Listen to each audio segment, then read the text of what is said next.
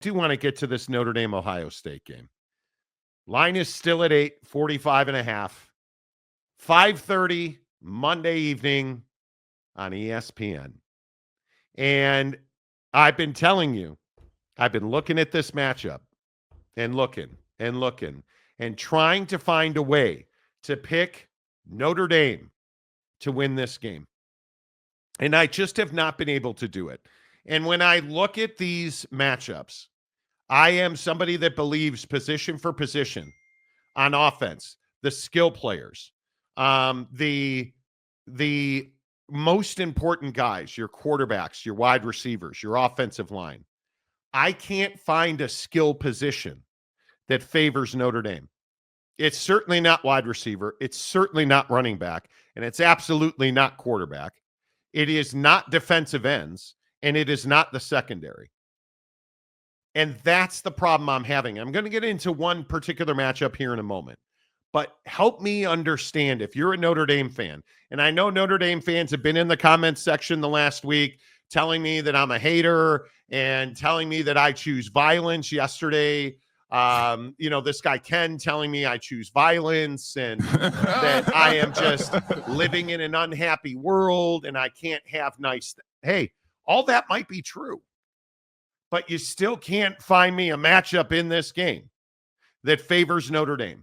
And if you are a Notre Dame fan, I'm asking you, give me the matchup, Jake, that favors Notre Dame in this game. Yeah, I mean, I just don't think that there is one. I think the strongest matchup you would have would be Jeremiah Love. But again, I think he's still not 100%. I think he's going to be much healthier than he would have been in the Penn State game, which is good news for you. But ultimately, when you look across the board, Notre Dame doesn't have that edge with their offense versus Ohio State's defense. And I think that's the hard part. When I look at the matchups, the only favorable matchup in the bigger picture that you really have is your defense. And that's the way it's been all season, right? I mean, this isn't new where Notre Dame's defense has kind of carried them and has been the side of the ball that they've really, affected change on, if you will. So to me, it's a very simple proposition for Notre Dame. You have to find a way to stop Ohio State from bombing it down the field. Now, I thought Texas did a really good job overall of containing Jeremiah Smith and keeping Ohio State from having multiple big plays down the field. I think, Texas watched the Oregon tape and said, hey, this is what we need to do to prevent them from ripping off 40 points on us. And they did that.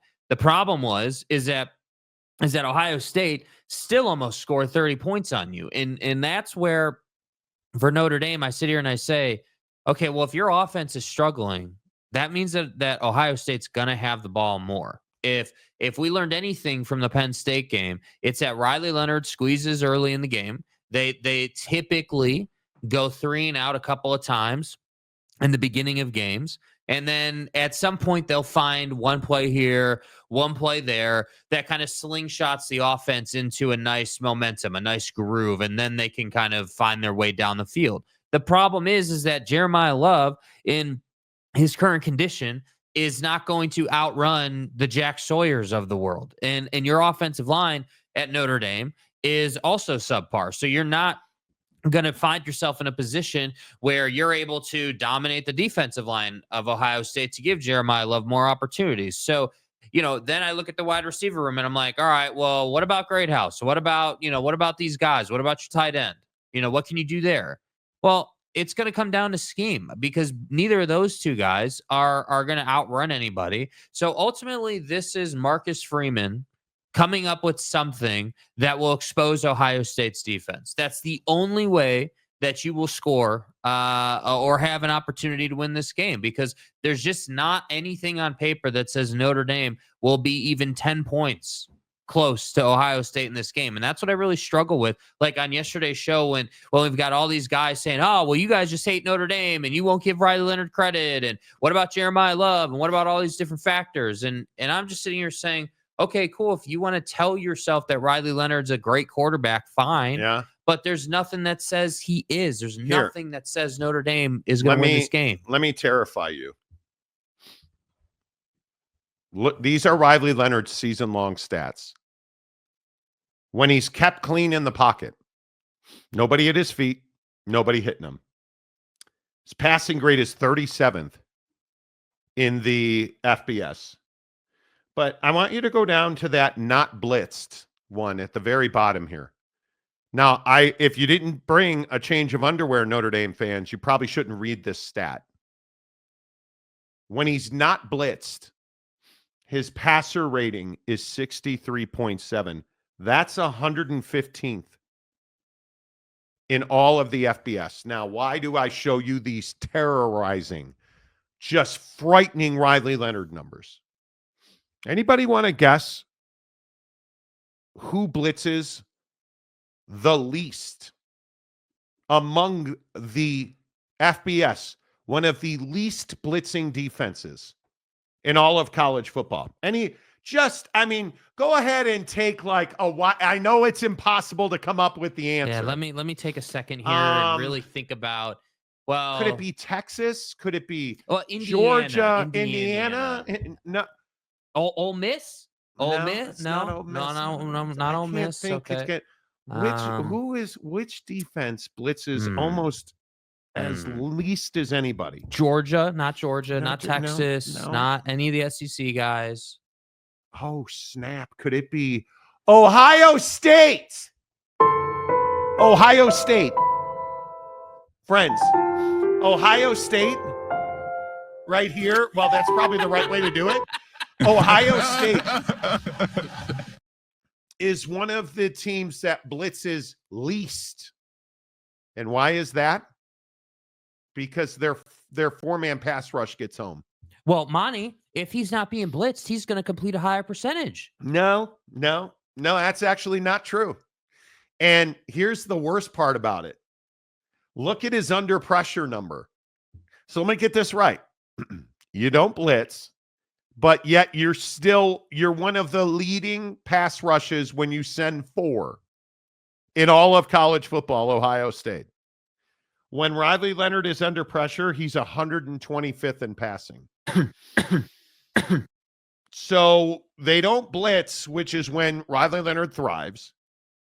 And he's not going to be kept clean, which is when Riley Leonard thrives. They're going to get home with four-man pass rush.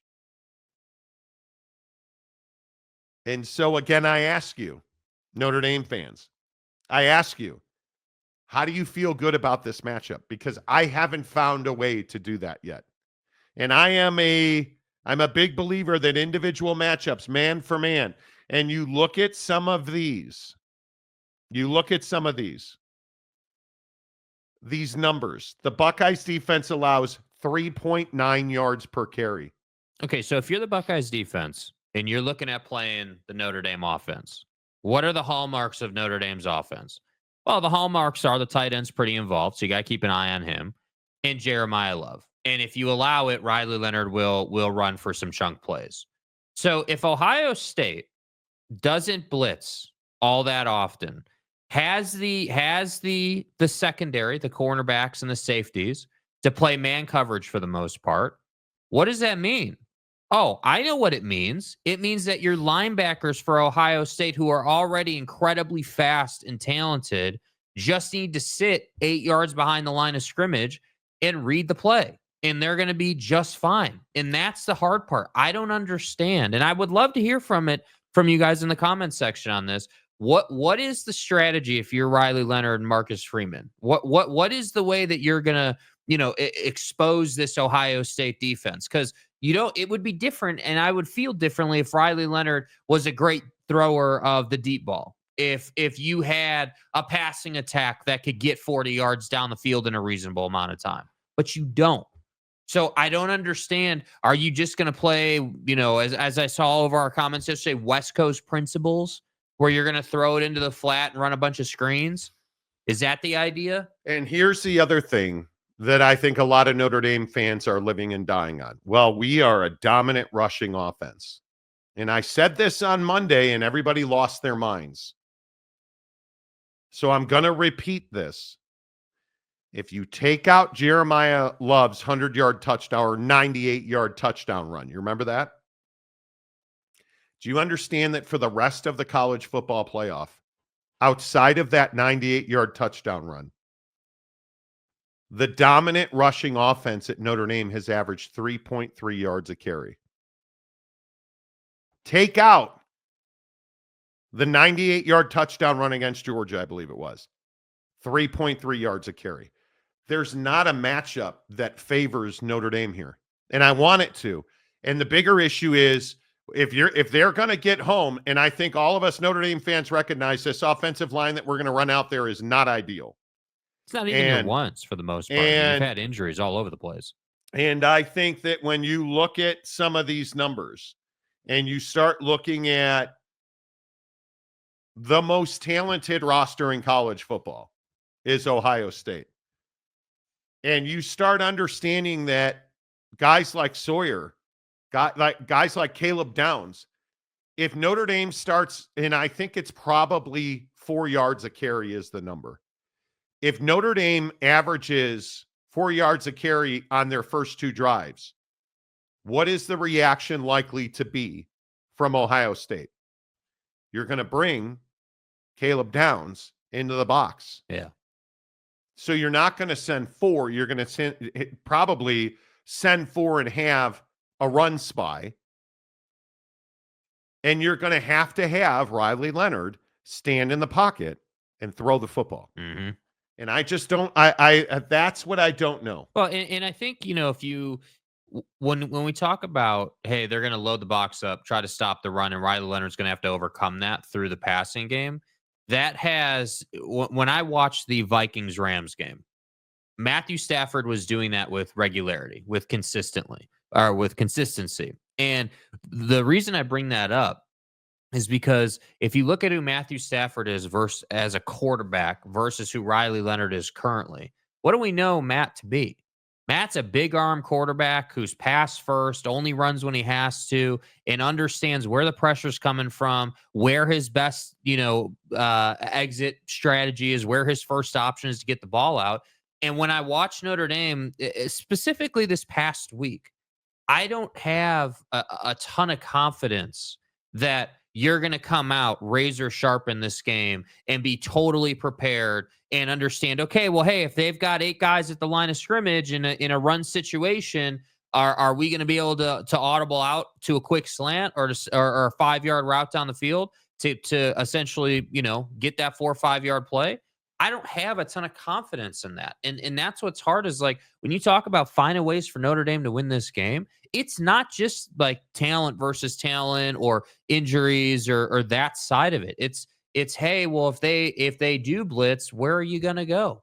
That's what I really struggle with. I just don't, there's literally not one part of X's and O's football where I'm like, yeah, Notre Dame's got the advantage there. They're gonna run all over this defense. No, they're not. They're not. And that's why I think Ohio State already played the national championship game. I think Texas was their national championship. And this is very much a go out and just handle your business kind of game. Yeah, and I think the other matchup that we'll talk about later in the week is the volume of man coverage that Notre Dame plays.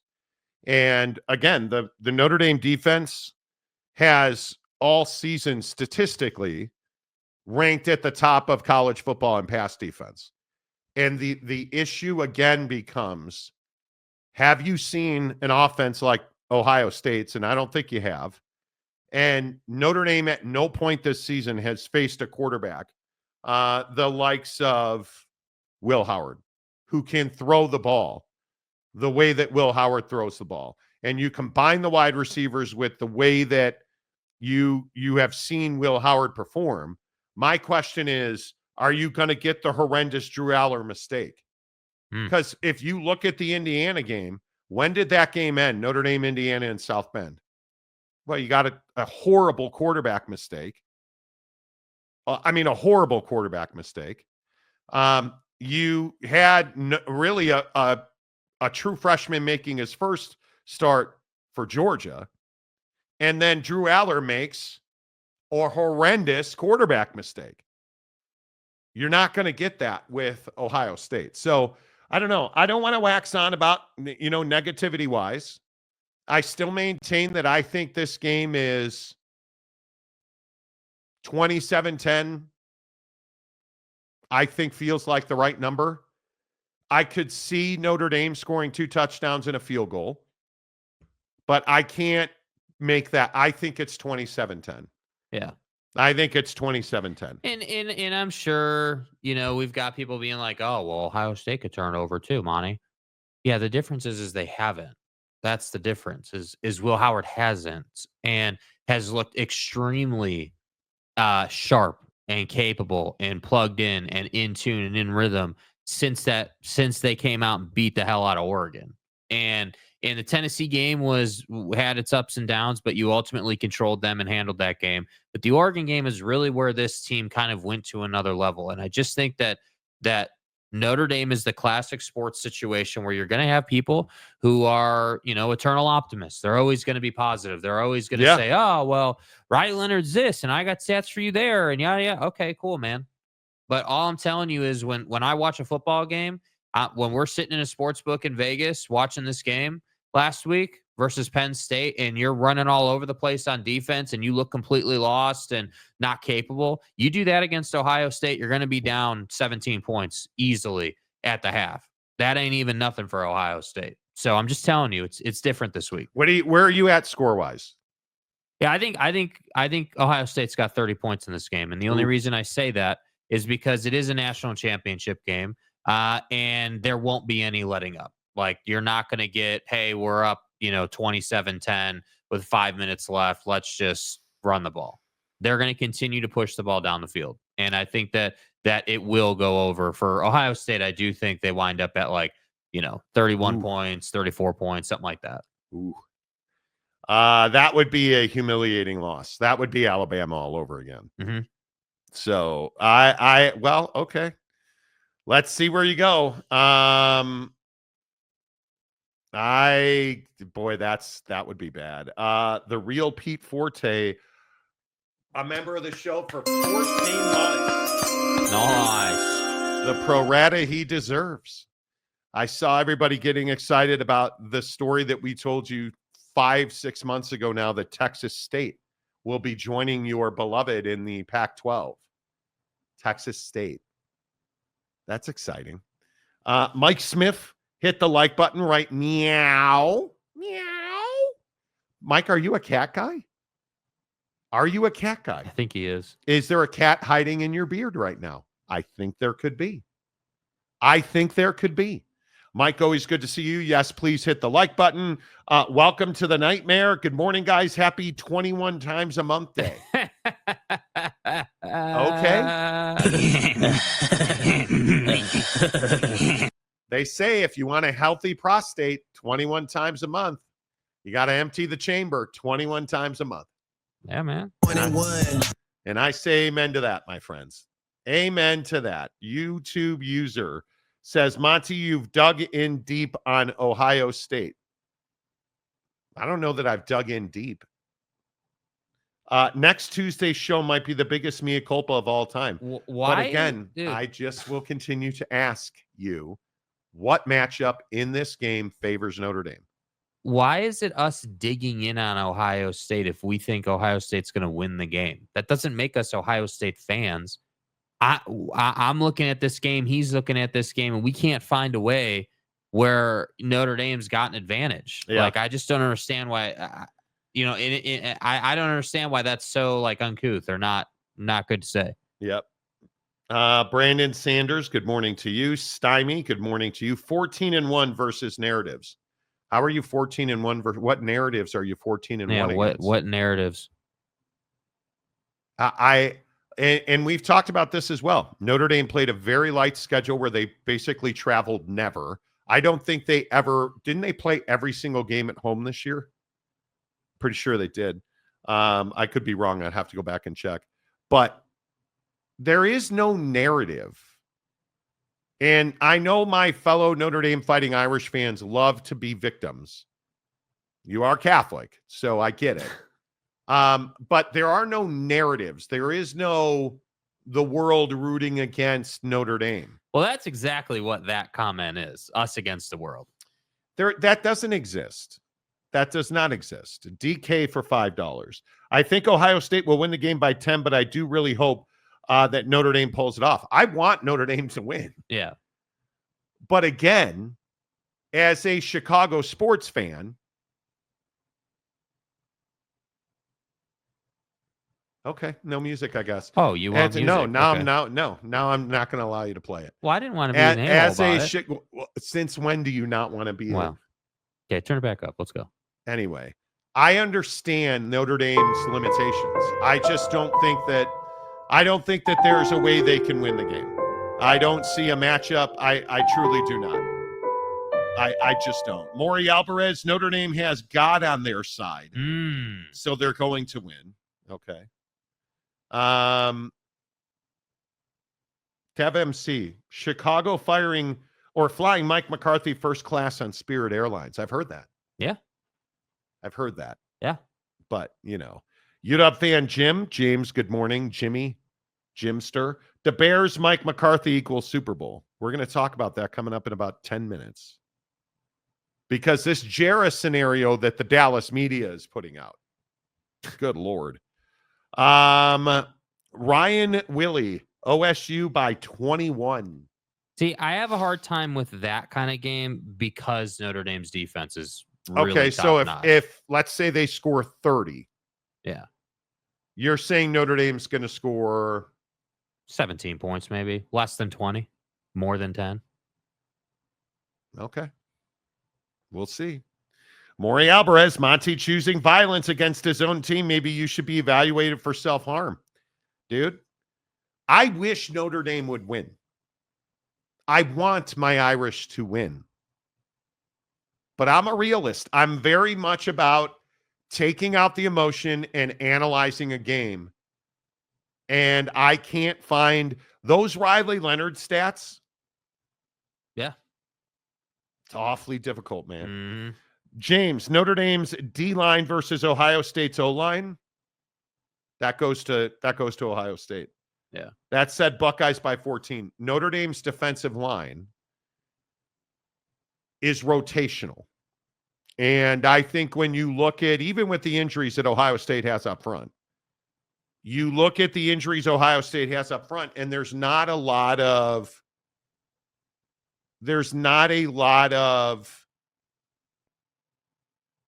where does Notre Dame's defensive line win?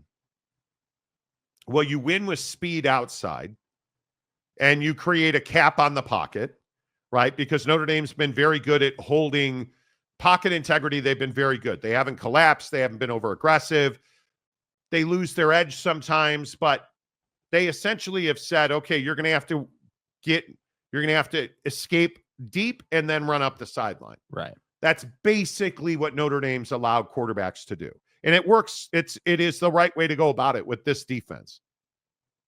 But with the volume of man coverage that Notre Dame plays, they're going to have to keep the safeties up the field. Schuler, I think, is going to have a virtuoso performance. And is Will Howard capable of throwing interceptions? Certainly he is. And this Notre Dame defense is number one in the country in interceptions. Those have to be pick sixes. They have to be explosive big plays. And I don't see Notre Dame's defense flipping a script going to zone. You tackle too well, and your man coverage is what you've grilled into your guys all year. I don't see Notre Dame going to zone to try and compensate up front. Yeah. I don't see that happening. I think if Ohio State starts ripping off big runs, I could see more of that. But I think the scariest part is these wide receivers are very good at Ohio State. Very, very good. Very, very good. The awkward guy. I hate both teams, but I think I hate Ohio State more. It's just something about those stupid little stickers that pisses me off. Okay, well, thanks for being honest, bro. Okay. The stupid little stickers that piss me off. Yeah. I have a lot of respect for that take. I mean, Yeah. it's fine. Mike Smith, not a cat person, dog guy all the way. Love me some pities. Okay. Nice. No pity for the kitty then. Right. Right. Marvell Strickland, kind of crazy how there is more parity in an NBA and college football than in the NFL, but casual fans love dynasties, so the NBA ratings are down and NFL ratings are up. Okay. Okay. Robert Howard, as a Buckeye fan, I truly appreciate true analysis, whether opinions favor my team or not. Great show, guys. Thank you. Yeah, I appreciate you. It is. I think that's just how I was always taught to look at games. Look at it man for man, look at it position group, especially in football. Like in basketball, in the pooper for Cooper can dominate a game and win for Duke. Yeah. I look at football, it is man for man, group versus group. Okay, are your wide receivers individually better than Notre Dame's corners? No. Okay, is that group of wide receivers better than that group of corners? Yes. Collectively, you can win. And why that matters is if your corner is better than their wide receiver, you can win a series even. But the issue is, as a corner, where are you on almost every snap? You're running behind a wide receiver. So for a corner to win routinely, you look at Travis Hunter, Deion Sanders, Darrelle Revis, the best cover corners in the history of football. Those guys are just one-off generational talents. That is not what Notre Dame has. Notre Dame has really well coached, very technically sound corners. And I think the biggest issue with that is when your job is to run behind a wide receiver, you're counting on the quarterback to make mistakes. And Will Howard, in a lot of big moments, not only hasn't made mistakes. Now, at Oregon, sure. Did he make mistakes against Texas? Yes. But it's the moment where he makes those mistakes. And he has not made big mistakes in big moments. That's the thing where if you're counting on Will Howard to miss a throw over the middle, they don't typically throw a lot of balls over the middle. Yeah. Well, I'm going to count on him on a deep route to miss a back shoulder or sail a ball. Okay, I guess that can happen. Yeah, I just think you're not in a great place if you're counting on a guy to make a mistake. You know, I mean, if you're counting on Will Howard to throw interceptions or, you know, to go all Sam Darnold on this game and fumble it 18 times, that's probably not a recipe for success. Yeah, I agree. The Chad Carter. Someone needs a Raise Award hug for the work done on this new Ohio State offensive line. Buckeyes lost 3 starters on the O-line, and it looked doom and gloom. Now they look awesome. They're a better unit today. I think, just looking statistically, the Ohio State offensive line has gotten better through the playoff, which is hard to imagine that. It's hard to imagine that. Joshua Jorgensen, 38-13 Buckeyes. Yeah, I just think that's a lot of points on that defense. That is a lot of points. That's a lot of points, dude. That's a lot of points. Could be. The Architect with a 3 in there. Notre Dame's number 1 in interceptions because they played bums all year. But I'm not allowed to use that argument. You know, the Notre Dame fans on the show tell me you can only play who's in front of you. Yeah, I don't know that I don't disagree their strength of schedule is questionable, certainly. But I don't think, you know, when you get interceptions like that, not all those interceptions were just like gifted to them. I mean, you have to understand, and I think it's the Travis Hunter conversation as a DB. You know, Travis Hunter is so good as a DB, yes, because he's physically gifted, of course. He's super talented, very capable physically. But he also understands the scheme of the defense and what the quarterback has to deal with, Schemers. And when the ball would be there. So when you play lesser talent, you're able to ball hawk. Yeah. And again, because I'm a loser and I have no life, trust me when I say Notre Dame's secondary ball hawks a lot because you have really good safeties who can cover you if you miss. And when I say ball hawk, that ball's in the air. Notre Dame, one of the things that Notre Dame's defense does exceptionally well is communicate. And if you watch Notre Dame's defense, the safeties are chirping the corners when the ball's in the air. And it allows those corners to play the football more than the man. And it's why you see Notre Dame is not a highly penalized team in their secondary. You don't see pass interference penalties and holding penalties, and you don't see that a lot out of Notre Dame. And it's because they play the ball a lot more than they play the man. And it's because, and it's really Schuler, has just been in position on just about every play. But why has he been able to do that? And why has he been less effective in the playoff? Because the offenses are more complex. Every round of the Indiana, you were able to dominate Indiana because they don't have offense. Yeah. But even when you got to the backup quarterback at Georgia, he wasn't just standing in the pocket throwing the football. He was moving, rolling out of the pocket, running like, so you can't just sit back and read the helmet. And I just continue with, what did they do to Drew Aller? Schuler stayed on top a lot, especially late in the game. And a lot of those Singleton, like you look at the Singleton damage that he did, 3 touchdowns, that's red zone stuff. When they were in obvious passing situations, go back and watch the tape. Where is Schuler?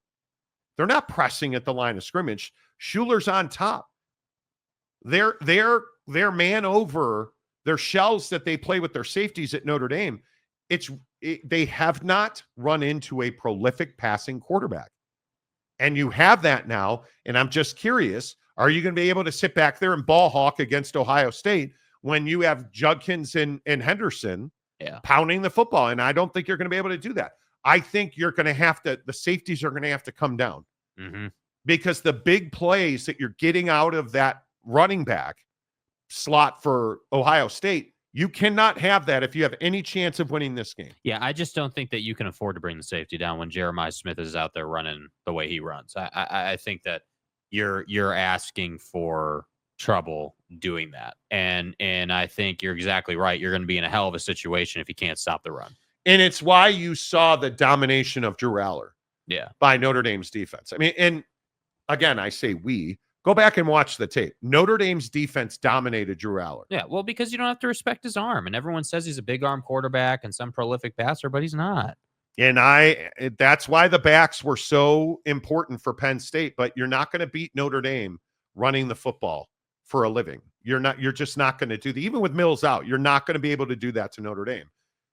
You have to throw the football. The quarterback has to stand in the pocket and throw the football. I'll continue to say it. Championship teams have quarterbacks that stand in the pocket and not only throw it, but deliver the football. Yeah, put it on them.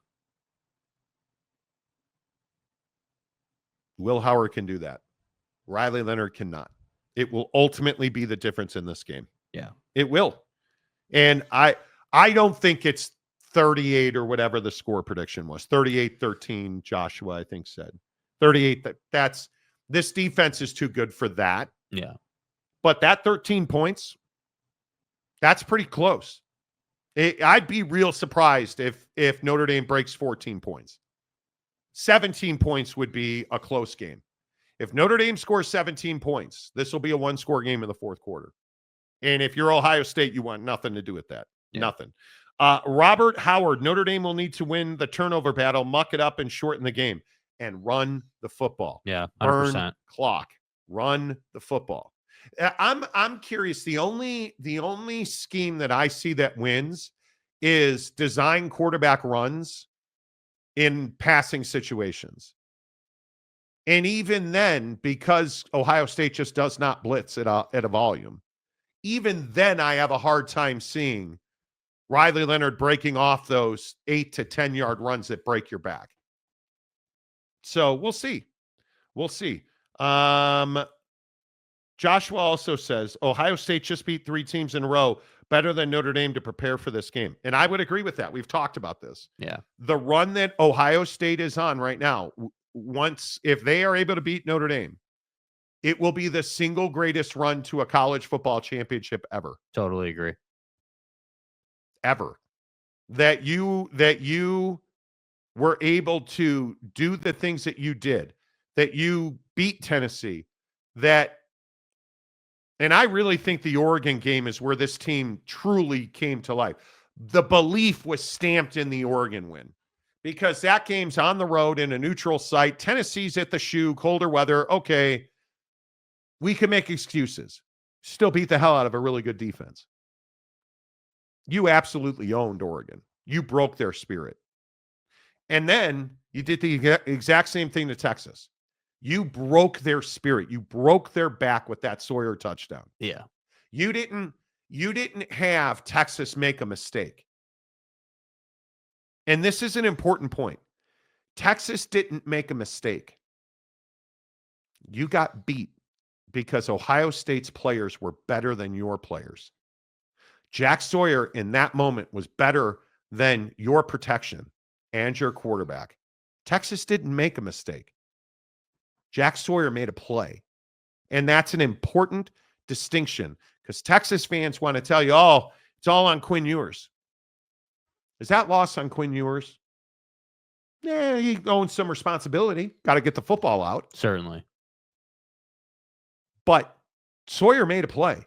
And not only did he beat his man with better hip and pad level, not only did he fundamentally strip Quinn Ewers, he recovered the ball and then ran the ball back and you couldn't catch him.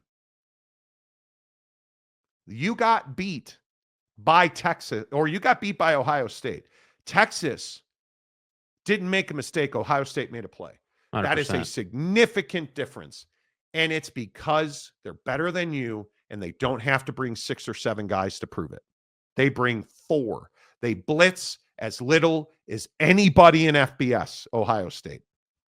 I think it matters. I think that matters. Mike Smith. Jeremiah Smith pretty much got shut down versus Texas. He did. Yeah.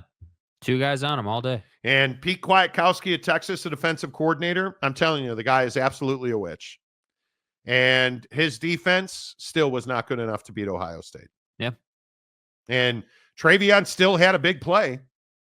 And that's starting to become more and more prevalent in this Ohio State offense. You shut down, and this is a really good point. You shut down Jeremiah Smith. Are you guys related, Mike? You and Jeremiah? What did he tell you happened? Yeah, is that what's going on here? You shut down one of the best receivers in college football, and they still beat you in the passing game. Yeah. That's the kind of stuff where I'm like, how do you do that? Mitchell Evans, best wide receiver at Notre Dame, tight end. It's a problem. It is a problem. Rob Lance, with Notre Dame's wholesale substitutions with D-line, look for OSU to go up tempo to limit those substitutions. I don't think that Notre Dame has to do. They want to do a lot. They like swapping units, right? Like Jake does with his friends. Right. Big units and stuff. They like swapping the defensive line. Yeah. Like for like. Right. They don't have to do that. I think you want to keep your bodies fresh, especially against a Penn State who lives and dies with the run because they don't have a quarterback. Man, I just don't think that Ohio State has a need to play tempo. I mean, they could obviously, but we'll see. Yeah. Yeah. We'll see. Joshua, Notre Dame loves to blitz, but the Buckeyes will take advantage of that. Notre Dame is a very good disguise blitzing team as well. And I think it's one of the things about Marcus Freeman that you've seen evolve, and that is that where those blitzes are coming from. Now, it used to just be corner blitz. It used to be very basic, easy to read blitzes. I think the disguise that Notre Dame has packed into their defense is why this defense is a crappy schedule, but also really good disguise in this defense, pre-snap disguise, is why this defense took such a big step this year. Yeah. I don't think there's any doubt about that. The architect, day by a mile, he has playoff wins prior to the season and a national championship appearance. Well, I mean, this is his best work. I mean, I don't hope think there's people any aren't doubt. trying to compare Marcus Freeman and Ryan Day. I mean, it's not even a conversation. Wasikowski, Freeman built a program himself. He did not. He did not. Day was a pupil of Urban. So now because you were an assistant under a really good coach, you're getting knocked down for that? First of all, nobody builds a program on their own. Nobody. If you think that Golden came to Notre Dame because of Marcus Freeman, you're crazy. You would have to, you'll need to kind of expound on that. I disagree. Daniel Dixon, hello, my friend. I think it will only be a touchdown game, not a blowout. Could be. Steely, hello to you. JC, I thought Ohio State not playing in their conference championship game was an advantage for them. Totally agree. I think the bye stuff, every team who had a bye lost. Mm-hmm. And outside of Boise State, I can't figure that out. Boise State just was not big enough or fast enough to play with Penn State. Yeah, that much was clear. How do you explain Oregon? That just no showing. Falling flat on your face. And by the way, you didn't have to travel very far. That's the one that's the one that is a shocker. Mike Smith, a close game would make it a good game. However, I hope Ohio State boat races Notre Dame like Bama did, but I do thank Notre Dame for beating Penn State. Okay. All right, Mike. That feels personal, Mike. I don't appreciate it. But, you know. Mountain Mama. Every time I hear that goddamn song, I think Mike Smith. Mountain Mama. Thanks for living rent-free. It's fine. Steely. Buckeyes are peaking at the right time. Will Howard as well. Yes, yep. I would agree. UW fan Jim, I would have said all these things about the Georgia game and been wrong, but the Buckeyes are much better than the Bulldogs in this year of the Big Ten. I think when you look at where Georgia was, so injured on the defensive line, obviously the quarterback situation, they're out of gas. Georgia's out of gas. Mm-hmm. Georgia needs a reset. And I think this will give it to them. I thought Georgia would be the bye team that won, and they're not.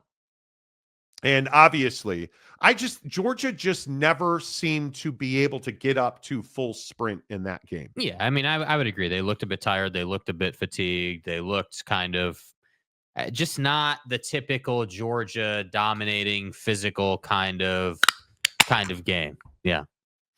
You know, is what it is.